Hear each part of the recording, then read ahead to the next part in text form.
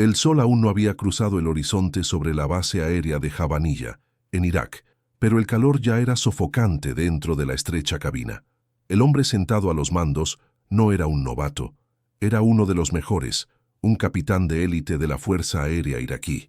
Su corazón martilleaba contra las costillas, un ritmo frenético que el aislamiento acústico del casco no lograba apagar. Frente a él, un panel lleno de instrumentos con inscripciones en cirílico brillaba tenuemente. Estaba a punto de arrancar el motor de una de las máquinas más temidas y secretas del planeta, el Mikoyan Gurevich MiG-21. En aquel momento, en agosto de 1966, el mundo creía que el MiG-21 era invencible, una obra maestra de la ingeniería soviética que mantenía a Occidente en un estado de paranoia constante. Pero lo que nadie en la base iraquí sabía, y lo que la poderosa KGB rusa jamás podría imaginar, era que aquel piloto no estaba solo despegando para un vuelo de entrenamiento. Estaba a punto de cometer la traición más audaz del siglo, entregando el secreto militar mejor guardado del Kremlin en manos de sus mayores enemigos. Cómo un solo hombre, volando a 2 veces la velocidad del sonido, logró poner en ridículo al sistema de inteligencia más implacable del mundo. La respuesta a esa pregunta cambiaría para siempre el equilibrio de poder en el Medio Oriente y transformaría la invencibilidad soviética en un chiste global. Para entender la magnitud de lo que estaba por suceder, necesitamos retroceder algunos años y sumergirnos en las sombras de la Guerra Fría. A principios de la década de los 60, el cielo no era solo un espacio aéreo, era un campo de batalla tecnológico donde la Unión Soviética parecía estar ganando. El MiG-21, conocido por la OTAN como Fishbed, era la pesadilla de cualquier piloto occidental. Era rápido, ágil y capaz de alcanzar altitudes que los radares de la época apenas lograban rastrear. Para Israel, una nación joven rodeada por vecinos hostiles armados hasta los dientes por Moscú, el MiG-21 no era solo una amenaza, era un presagio de aniquilación. Egipto, Siria e Irak ya habían recibido cientos de estas aeronaves. Los pilotos israelíes volando sus Mirage franceses sabían que estaban en desventaja. No conocían las debilidades del MiG. No sabían qué tan rápido podía girar, cuál era el punto ciego de su radar o a qué velocidad exacta perdía la sustentación. Era como luchar contra un fantasma que sabes que puede matarte, pero al que no puedes tocar. El Mossad, el servicio de inteligencia de Israel, estaba bajo una presión abrumadora. El gobierno de Tel Aviv tenía una orden clara para el jefe de la agencia, Meir Amit: consíganos un MiG-21. Parecía una misión imposible. La Unión Soviética protegía su tecnología con una paranoia casi religiosa. Los asesores de la KGB estaban infiltrados en todas las bases aéreas árabes, vigilando cada movimiento, cada conversación y cada litro de combustible. Intentos anteriores de sobornar a pilotos egipcios terminaron en ejecuciones sumarias o desapariciones misteriosas. El muro de silencio en torno al caza era absoluto, pero el Mossad sabía que toda fortaleza tiene una grieta y empezaron a buscarla no en los metales del avión, sino en el alma de los hombres que lo piloteaban. Fue entonces cuando surgió un nombre: Munir Redfa. Era un capitán cristiano en la Fuerza Aérea iraquí, un hombre de inmenso talento, pero que vivía bajo el peso de una frustración creciente. Redfa se sentía un ciudadano de segunda clase en su propio país debido a su fe. Veía a sus compañeros de armas ser ascendidos por conexiones políticas, mientras que él, a pesar de ser uno de los pocos pilotos calificados para volar el MiG-21, era mantenido bajo vigilancia constante. El Mossad identificó ese resentimiento. Se dieron cuenta de que Redfa no era un traidor por dinero, sino un hombre en busca de una salida para su familia, de un entorno que se volvía cada vez más radical y peligroso. La operación, codificada como Operación Diamante, comenzó a tomar forma en las sombras de Londres, París y Roma, donde agentes israelíes empezaron a tejer una red de contactos alrededor del piloto iraquí. La planificación era un ejercicio de equilibrio en la cuerda floja sobre un abismo. Un error, una palabra mal colocada, y Redfa sería fusilado, mientras que el Mossad sufriría una derrota humillante. El primer contacto real ocurrió a través de una intermediaria, una mujer que se acercó a Redfa con una propuesta que parecía absurda: la oportunidad de llevar a su familia a Occidente y comenzar una vida nueva a cambio de un pequeño favor. Cuando la palabra MiG fue finalmente pronunciada, el aire en la habitación pareció congelarse. Redfa sabía que lo que le estaban pidiendo era una sentencia de muerte. Sin embargo, el miedo por su esposa e hijos, que vivían bajo la amenaza constante de purgas políticas en Bagdad, pesó más que la lealtad a un régimen al que ya no respetaba. El Mossad entonces orquestó una serie de viajes secretos. Redfa fue llevado a Europa con el pretexto de unas vacaciones y de allí transportado clandestinamente a Israel. En Tel Aviv se reunió con los más altos mandos de la Fuerza Aérea Israelí. Ellos no solo querían el avión, necesitaban saber si él era capaz de volarlo por más de 900 kilómetros a través de territorio hostil sin ser detectado. El plan era una locura logística. Redfa tendría que despegar de Bagdad, desviarse de su ruta de entrenamiento, cruzar la frontera de Jordania, un país enemigo de Israel en ese entonces, y lanzarse hacia el mar Mediterráneo antes de aterrizar en una base israelí. Todo esto mientras evitaba los radares iraquíes, los interceptores jordanos y, lo más peligroso de todo, la vigilancia soviética. Mientras Redfa regresaba a Irak para esperar la luz verde, el Mossad inició la fase más delicada de la operación, la extracción de su familia. No servía de nada conseguir el caza si la esposa y los hijos de Redfa eran torturados en Bagdad. Agentes infiltrados empezaron a sacar a los miembros de la familia uno a uno, bajo el disfraz de tratamientos médicos en el extranjero o viajes de turismo. La tensión era insoportable. Cada día que pasaba era una oportunidad para que la KGB o la inteligencia iraquí notaran algo extraño. Si todavía estás viendo esto, ya eres parte de la historia. Suscríbete al canal para más historias que cambiaron el mundo. Esta pausa rítmica es necesaria, pues lo que vendría después exigiría cada gramo de atención de quienes planearon la misión. Se fijó la fecha, 16 de agosto de 1966. Redfa recibió la señal codificada. Esa mañana, caminó hacia su MiG-21 con las manos sudorosas, pero el rostro impasible. Solicitó que se llenaran los tanques de combustible para un supuesto vuelo de larga distancia, una práctica común, pero que ese día tenía un propósito mortal. Los técnicos iraquíes, bajo la supervisión distante de asesores soviéticos, cumplieron la orden sin sospechar nada. Solo veían a otro piloto de élite cumpliendo su rutina. Redfa subió a la cabina, cerró la cúpula y sintió el olor metálico y a queroseno que definía su vida. Encendió el motor. El rugido del turborreactor resonó por la pista, una fuerza bruta que hacía temblar el suelo. Al recibir la autorización de la torre, aceleró. El MiG-21 recorrió la pista y saltó al cielo azul de Irak. Durante los primeros minutos, siguió el plan de vuelo estándar. Pero tan pronto como alcanzó la altitud de crucero, Redfa hizo algo que ningún piloto iraquí se atrevería jamás. Apagó la radio. Inclinó la palanca de mando hacia un lado y cambió el rumbo drásticamente, apuntando la nariz del caza hacia el oeste. El silencio en la cabina solo era interrumpido por el sonido de su propia respiración y el chirrido estático del panel. Ahora estaba en tierra de nadie. El radar iraquí en Jabanilla tardó unos minutos en notar el desvío. Cuando los controladores intentaron contactarlo, solo recibieron silencio. El pánico empezó a extenderse en la base. ¿Dónde estaba el capitán Redfa? ¿Dónde estaba el caza más avanzado de su arsenal? Mientras tanto, a cientos de kilómetros de allí, en los centros de control de Israel, el ambiente era de una expectativa agonizante. Sabían que Redfa venía, pero no sabían si lograría atravesar Jordania. El MiG-21 cortaba el aire a velocidades supersónicas. Redfa volaba bajo, casi rozando el terreno desértico para evitar la detección por radar. Cada segundo esperaba sentir el impacto de un misil o ver las trazadoras de un caza enemigo pisándole los talones. Estaba piloteando el secreto más codiciado de la Guerra Fría, y el mundo entero estaba a punto de descubrir que, a veces, la tecnología más avanzada del mundo no es rival para la determinación de un hombre que no tiene nada más que perder. La Operación Diamante estaba en pleno vuelo, y lo que sucedería en los próximos minutos no solo ridiculizaría a la KGB, sino que reescribiría los manuales de guerra aérea para las futuras generaciones. El silencio en la radio era ahora su mayor enemigo.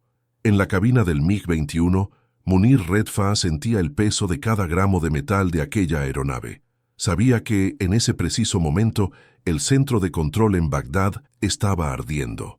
Los operadores de radar gritaban órdenes, los oficiales de alto rango golpeaban las mesas, y lo más peligroso de todo, los asesores soviéticos de la KGB empezaban a darse cuenta de que su juguete más valioso se estaba esfumando en el horizonte. Para los soviéticos, el MiG-21 no era solo un avión, era un símbolo de supremacía ideológica. Ver a uno de ellos desaparecer hacia territorio enemigo era el equivalente a ver una ojiva nuclear entregada en bandeja al adversario. La orden se dio casi instantáneamente. Derríbenlo. Mientras tanto, 1500 metros por debajo de Munir, el desierto iraquí pasaba como un borrón de arena y roca. Estaba volando bajo, peligrosamente bajo, para evitar los lóbulos de los radares de largo alcance. Pero volar bajo en un MiG-21 es como intentar equilibrar una hoja de afeitar sobre un huracán. El caza fue diseñado para la estratosfera, para interceptar bombarderos en altitudes donde el aire es tenue. Allí, en el aire denso y caliente del desierto, el avión consumía combustible a un ritmo alarmante. La aguja del combustible se movía hacia la izquierda con una voracidad que hacía que el estómago de Munir se revolviera. Solo tenía una oportunidad. Si erraba en la navegación por apenas unos kilómetros, se quedaría sin combustible sobre el desierto de Jordania, convirtiéndose en un blanco fácil o en una carcasa humeante en la arena. Pero el peligro técnico era solo la mitad de la batalla. Dentro de su casco, la mente de Munir era un torbellino. Pensaba en su esposa e hijos. ¿Dónde estarían ahora?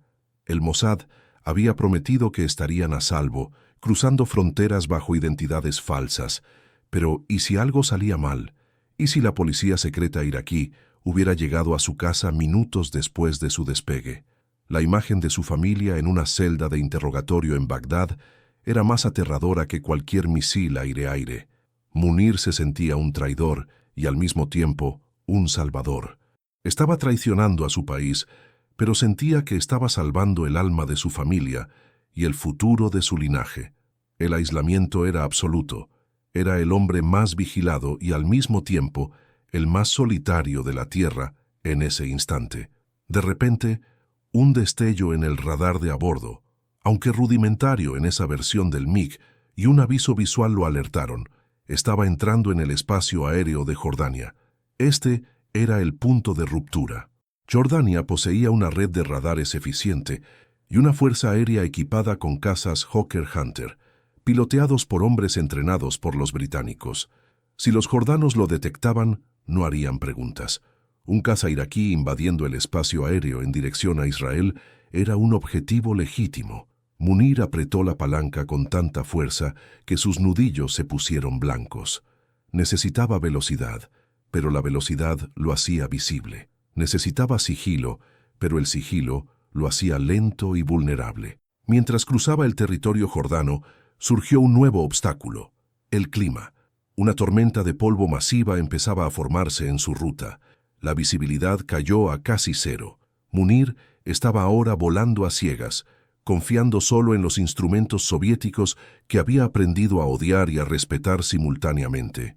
El horizonte artificial oscilaba. La desorientación espacial, la pesadilla de todo piloto, empezó a reptar por su mente. El cielo y la tierra parecían la misma masa marrón y opaca.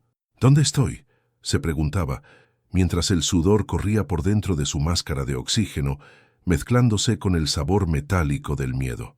En ese momento de crisis total, algo cambió. A través de la estática de la radio, que había encendido brevemente en una frecuencia preestablecida, escuchó una voz. No era la voz áspera de los controladores de Bagdad, ni el acento marcado de los asesores rusos.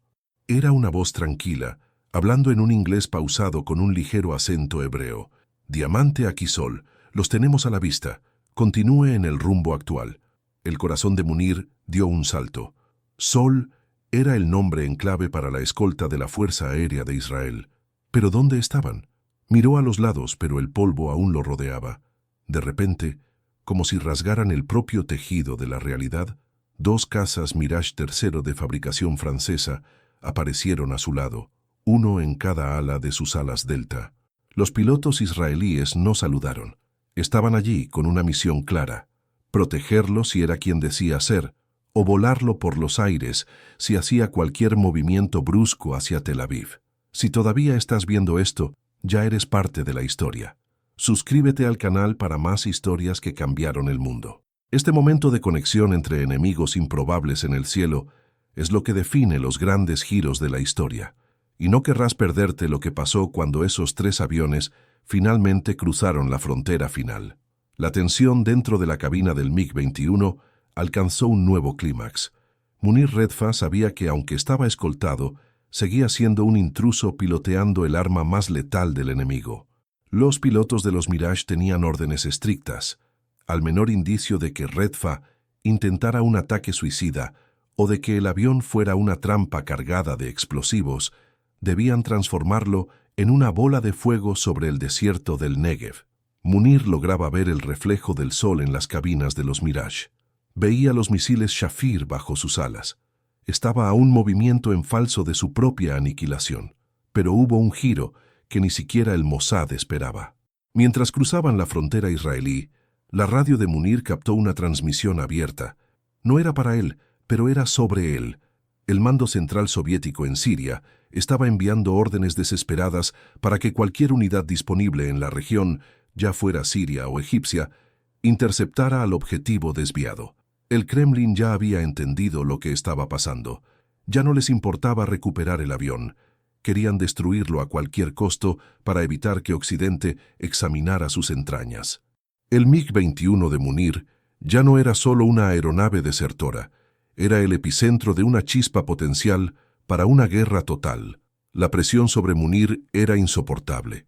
Se estaba quedando sin combustible, volando en un avión que el mundo entero quería ver destruido, y su familia aún era una incógnita. Fue entonces cuando vio a lo lejos la franja azul del mar Mediterráneo y las luces de la base aérea de Hatzor.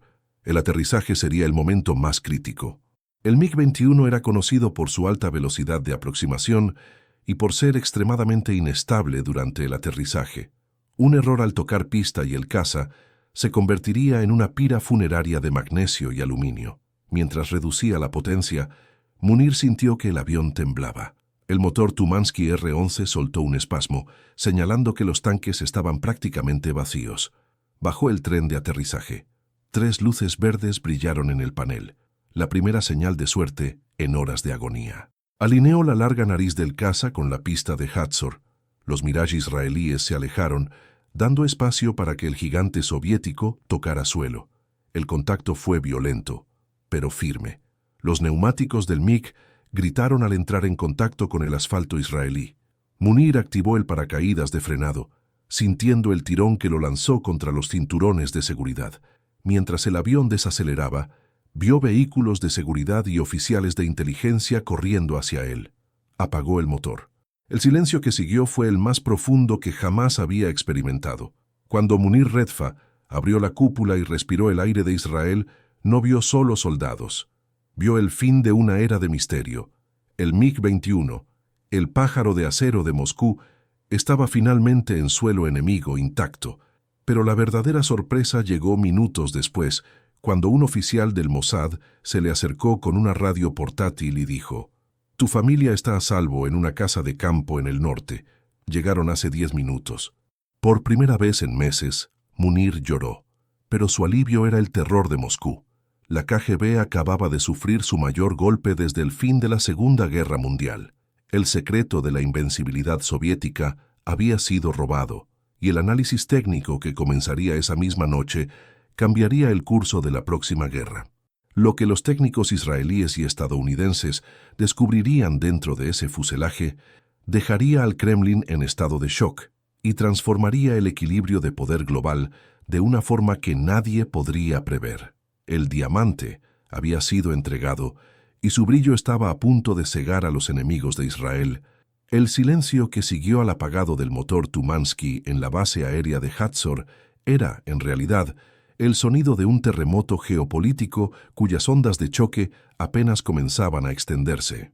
Munir Redfa, aún tembloroso, bajó de la aeronave y fue inmediatamente rodeado por hombres de traje oscuro y uniformes camuflados. Pero no hubo violencia, hubo un respeto casi reverencial. No solo estaban recibiendo a un desertor, estaban recibiendo el santo grial de la aviación militar. Mientras Redfa era llevado a un lugar seguro para reencontrarse con su familia, un equipo de élite de ingenieros y pilotos de prueba israelíes, liderado por el legendario Dani Shapira, ya estaba subiendo las escaleras de mantenimiento. Tenían poco tiempo. Sabían que la furia de Moscú no tardaría y que el Kremlin haría cualquier cosa, desde presiones diplomáticas extremas hasta ataques de sabotaje, para asegurar que aquel avión no revelara sus secretos. Lo primero que hicieron los técnicos israelíes fue pintar el número 007 en el fuselaje del MiG-21. Era una broma interna, una referencia al espía más famoso del cine, pero también una declaración de audacia. Israel ahora poseía la licencia para desenmascarar al enemigo. En los días que siguieron, el caza fue literalmente diseccionado. Cada tornillo, cada conexión hidráulica y cada circuito electrónico fue mapeado.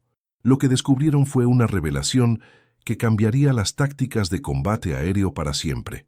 El MiG-21 era, de hecho, una máquina de guerra impresionante en términos de velocidad y ascenso, pero poseía fallas críticas que los manuales soviéticos ocultaban bajo 7 llaves. Los ingenieros descubrieron que la visibilidad del piloto hacia atrás era casi nula debido al diseño de la cabina, creando un punto ciego masivo donde un perseguidor podría esconderse. Además, el motor tenía una tendencia peligrosa a apagarse si el piloto hacía maniobras de gravedad negativa muy bruscas, y el radar, aunque potente, tenía graves dificultades para distinguir objetivos que volaban bajo contra el suelo. Mientras los técnicos trabajaban, Dani Shapira se convertía en el primer piloto no soviético en dominar las idiosincrasias del fishbed. Voló el MiG-21 en combates simulados contra los Mirage III de Israel, probando cada límite, cada giro y cada aceleración. Descubrió exactamente a qué velocidad el MiG perdía su ventaja de maniobra y en qué ángulo de ataque se convertía en una presa fácil. Esta información no se quedó guardada solo en Tel Aviv. En un movimiento estratégico de inteligencia, Israel compartió estos datos con los Estados Unidos, consolidando una alianza militar que definiría las décadas siguientes. Los estadounidenses, que estaban enfrentando al MiG-21 en los cielos de Vietnam y sufriendo pérdidas pesadas, finalmente entendieron por qué sus jets estaban siendo derribados y cómo podían darle la vuelta al juego. La reacción de la Unión Soviética fue de una furia contenida pero devastadora entre bastidores. La KGB, la organización que se jactaba de ser omnisciente, fue ridiculizada. Como un solo piloto iraquí, bajo las narices de sus asesores, logró volar el secreto mejor guardado del imperio a manos de los sionistas. Rodaron cabezas en el alto mando soviético. Los protocolos de seguridad fueron reescritos en todo el bloque oriental. La confianza entre Moscú y sus aliados árabes se vio sacudida. Los soviéticos pasaron a desconfiar de la lealtad de cada oficial árabe que entrenaban, mientras que los gobiernos de Irak, Egipto y Siria se sentían humillados y vulnerables. El mito de la invencibilidad del MiG-21 había sido destrozado. Si todavía estás viendo esto, ya eres parte de la historia. Suscríbete al canal para más historias que cambiaron el mundo. Este es el punto donde la inteligencia se transforma en victoria absoluta, y entender cómo sucedió es fundamental para comprender los conflictos que vemos hasta hoy. La verdadera prueba de la Operación Diamante llegó menos de un año después, en junio de 1967, durante la Guerra de los 6 días. Gracias al conocimiento profundo adquirido con el avión de Munir Redfa, los pilotos israelíes sabían exactamente cómo enfrentar las flotas de MiGs de Egipto, Siria y Jordania. Ya no estaban luchando contra fantasmas, estaban luchando contra máquinas cuyas debilidades conocían mejor que los propios pilotos que las operaban.